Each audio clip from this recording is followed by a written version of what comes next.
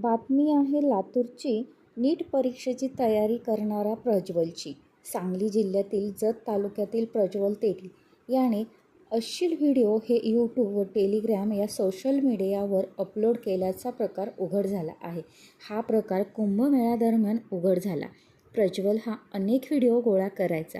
त्याचं त्यानं एक मेनू कार्डसुद्धा बनवलं होतं. यामध्ये हॉस्पिटल, गंगा नदी, मॉल आणि लग्नातले सुद्धा महिलांचे व्हिडिओ रेकॉर्ड करायचा.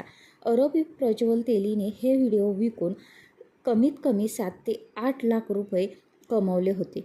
हा विकृत प्रकार तो मागील 2 महिन्यांपासून हेच काम करत होता. तो परदेशातील हॅकरच्या संपर्कात होता. त्याने जवळपास 2000 पेक्षा जास्त व्हिडिओ रेकॉर्ड केले होते. महाकुंभामध्ये स्नान करण्यासाठी आलेल्या तरुणींचे आणि महिलांचे व्हिडिओ रेकॉर्ड करून ते डार्क वेबवर विकले जात होते. गुजरात राज्यातील राजकोट येथील सायबर पोलिसांनी लातूर शहरातील नारायण नगर या भागातून प्रज्वल तेली याला अटक केली आहे.